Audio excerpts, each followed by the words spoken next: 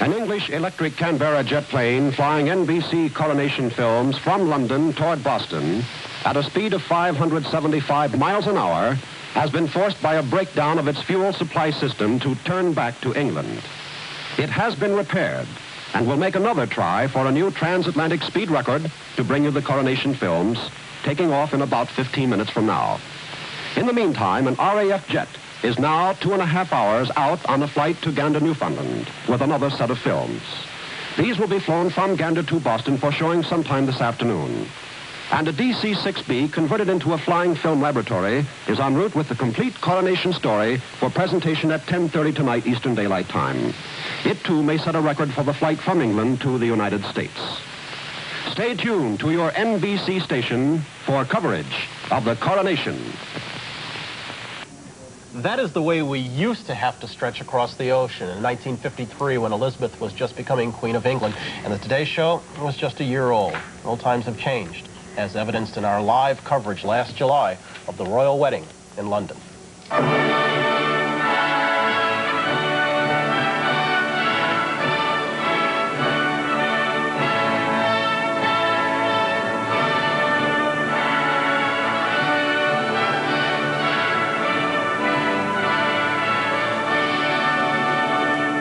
Marvelous to unfold the growth process of 30 years, isn't it? Today's show has seen a lot in its 30 years, and you with us. Here today, real time, I'm Bryant Gumbel, along with Jane Pauley, Jean Shallot, Willard Scott, and we're going to be visiting with some more very special people, our 30th anniversary. Well, a guy that used to be here left several weeks ago and immediately went on a world tour that looked a lot like that, the arrival of the coronation film. Tom Brokaw, if you've been watching nightly news, has been in the Middle East and in Brussels and so forth, and he's here. He doesn't know what time it is. It's a jet-lagged city for Tom. But we'll be talking to him about his tenure here in this chair. It's 8:37 on this January 14th. Time now for the weather. The weather, it's been a part of today for the last 30 years. Look how they did it when we started. Dave Garroway lending a hand to Lee Merriweather. So this is all 80s. 80s in Florida. Right around Cypress Gardens. It's right around Cypress Gardens. Well, don't tell me you're a water skier, too. Uh-huh. Sure. Oh. Girl is everything. Oh, I love Cypress. Well, I didn't put fair in there. You get that idea, though, don't you? Oh, One big, great fair from coast to coast. What a nice day. Thank you, Lindy. I wonder if she brings them with her. One look from her at a day, and it turns better. Oh, boy, if you ever wondered if I didn't have too much sense, you know now that I don't. I would let this beautiful lady come on and do a guest shot with me. I may not have a job tomorrow. I need the work. Oh, no way, my darling. You're wonderful. You are number one. You were the first weather person on the show. That's what they tell me. They did it by telephone, and they got smart and hired Leanne Merriweather, Miss America. And when did you start the show? Back in 55, tail end of 55, and all of 56. And, of course, you are a meteorologist. She's a member of the American Meteorological Society. She has her seal of approval. How much, how much training did you have to do the weather? None whatsoever.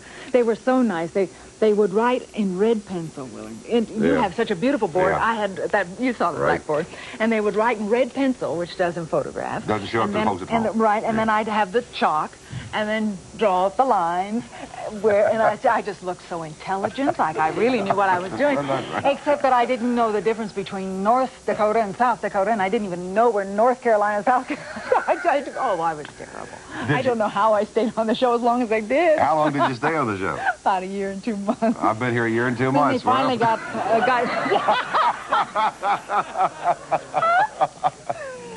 Well, I think they finally decided that they were better off without me. But you went on to bigger and better things. Nobody wants to stay in the weather too long because you become a whipping person. So after you leave the weather, you do dramatic shows. Yes. You get married, and now you live in where?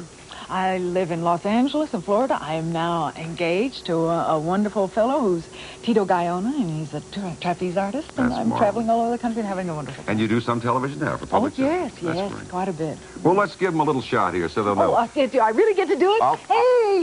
You point and I'll say. Okay. Oh, good, yes. A quickie. Start over the East Coast. We have a snowstorm that's moving up from, that's right, down off Cape Hatteras. That's close enough for government work. And we move right on up the coast with maybe 3 to 5 inches of additional snow today in Boston. Boston, Mass. is calling for 2 to 3 inches of additional snow today and more snow to come later on this evening. As far as cold air is concerned, there's plenty of cold air in the Plain States. As far as hot air is concerned, you can always find it right here on the Today Show weather portion. Now, let's find out what's happening. Cue the engineer. In Portland, Vancouver, News 8's Jim Little is forecasting mostly cloudy with patchy fog today, chance of light rain.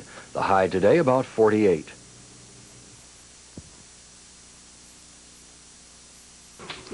See how simple it is when you know what you're doing? I got something else to do right now. Jane, you take it away. If you could possibly tell me.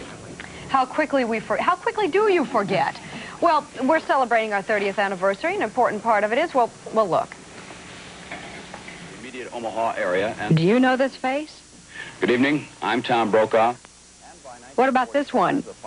Tom Brokaw wasn't born yesterday, you know.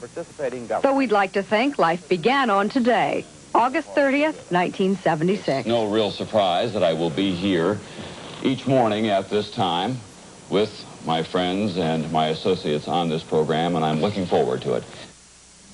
Welcome back, Tom Brokaw. I'd like to say one thing. You guys are doing a real good job, but it's not like the old days. I'm going to tell you, we were a lot better in the old days. The old days? Yeah, a month ago, I'd say.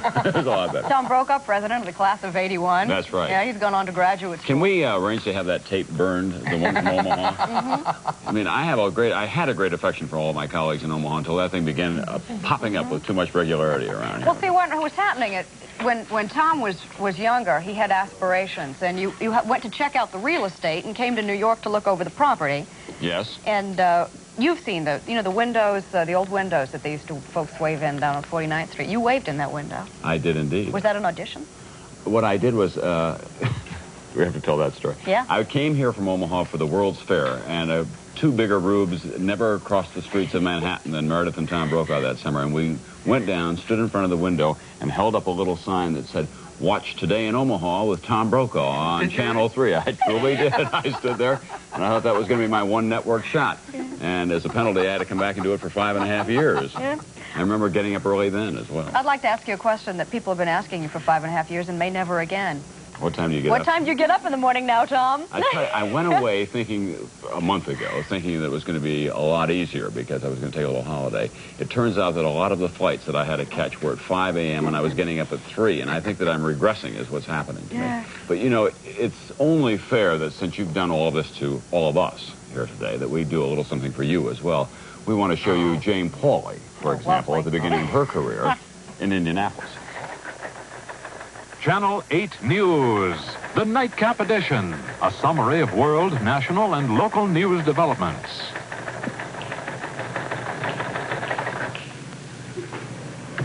The young woman with me this morning is someone I'd like you to meet very much. She is Jane Pauley, who is fast becoming familiar to Chicagoans. Jane co-anchors the evening news here and has been doing that for the last 3 months, and she is going to be our co-host this morning on the Today Show's Salute to Illinois. Good morning.